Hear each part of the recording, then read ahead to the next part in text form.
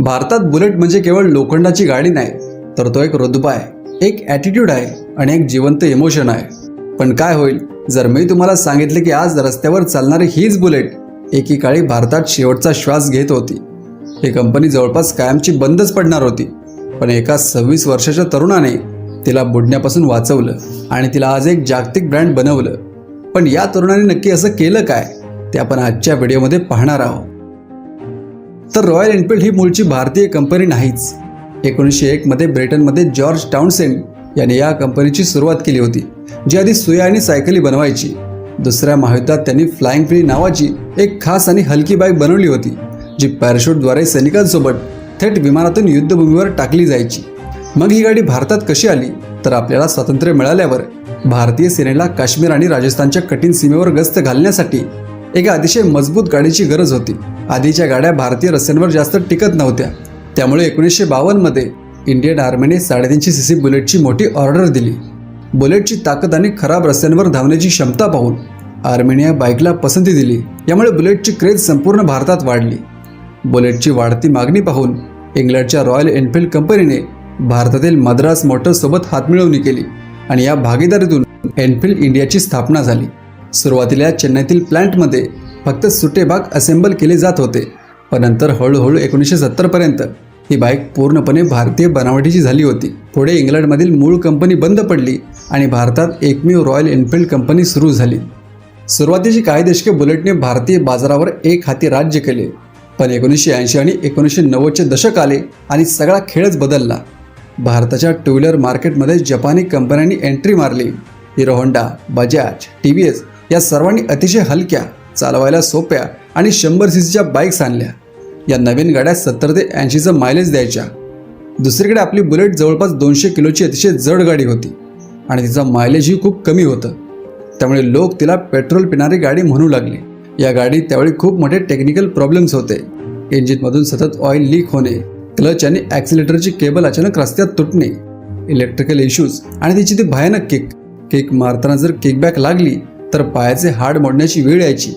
या सगळ्या कारणांमुळे बुलेटची विक्री खूप कमी झाली होती. चेन्नई प्लांटची क्षमता महिन्याला 6000 गाड्या बनवण्याची होती, पण फक्त 2000 गाड्या विकल्या जायच्या. कंपनी दरवर्षी 20 कोटी रुपयांच्या प्रचंड तोट्यात चालली होती. याच उतरत्या काळात ट्रॅक्टर बनवणारी भारतीय कंपनी आयशर मोटरचे मालक विक्रम लाल यांनी 1990 मध्ये या कंपनीत इन्व्हेस्ट केले आणि 1995च्या दरम्यान आयशरने रॉयल एनफिल्ड पूर्णपणे विकत घेतली. आयशरने कंपनी तर घेतली, पण नुकसान काही थांबत नव्हते. शेवटी 2000 साली आयशर मोटरच्या बोर्डाने एक मोठा निर्णय घेतला. एकतर ही तोट्यात जाणारी कंपनी लगेच विकून टाकायची किंवा कायमची बंद करून टाकायची. बरोबर याच वेळेत एंट्री होते सिद्धार्थ लाल यांची. आयशरचे मालक विक्रम लाल यांचा मुलगा सिद्धार्थ तेव्हा अवघ्या 26 वर्षांचा होता.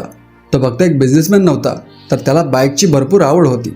सिद्धार्थने बोर्डाला एक विनंती केली की मला फक्त 2 वर्ष द्या, मी ही कंपनी सुधारून दाखवतो, नाहीतर आपण तिला कायमची बंद करू. बोर्डानेही विचार केला की कंपनी तर आधीच बुडाली आहे, याहून अधिक काय नुकसान होणार, म्हणून त्यांनी त्याला परवानगी दिली.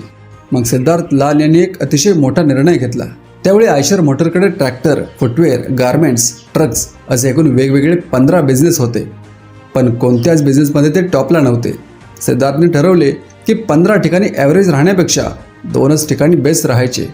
त्याने 15 पैकी 13 बिझनेस विकून टाकले आणि त्याने आपला पूर्ण वेळ, पैसा आणि फोकस फक्त रॉयल एनफिल्डवर केला.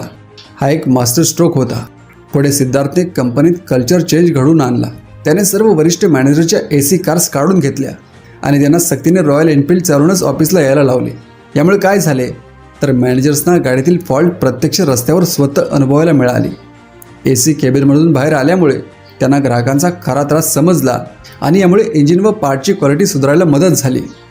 पुढे सिद्धार्थ लाल आणि त्यांच्या टीमने रात्रंदिवस मेहनत करून सर्वात आधी एक नवीन इंजिन बनवले, युनिट कन्स्ट्रक्शन इंजिन म्हणजेच UC इंजिन, जे 2008च्या आसपास बाजारात आले. या इंजिनमध्ये आधीचा इंजिन ब्लॉक, गिअरबॉक्स आणि क्लच हे सर्व एकाच केसिंगमध्ये बसवण्यात आले. या एका बदलामुळे ऑइल लीक होणे, जास्त मेंटेनन्स आणि पार्ट्स घासणे हे सर्व प्रॉब्लेम कायमचे संपले. पण सिद्धार्थने एक गोष्ट या गाडीत तशीच ठेवली, तो म्हणजे बुलेटचा लुक आणि आवाज. पुढे 2009 मध्ये कंपनीने क्लासिक 350 ही नवीन गाडी बाजारात लॉन्च केली, जिची किंमत त्यावेळी 1.25 लाख रुपये होती. ही गाडी आतून पूर्णपणे मॉडर्न आणि रिलायबल होती, पण बाहेरून दिसताना अगदी रेट्रो आणि विंटेज होती. या एका गाडीने भारतीय मार्केटमध्ये अक्षरशः भूकंप आणला. सिद्धार्थला हे पक्के माहीत होते की फक्त चांगले इंजिन विकून चालणार नाही, आपल्याला एक लाईफस्टाईल विकावी लागेल. यासाठी त्यांनी मार्केटिंगची पद्धत बदलली.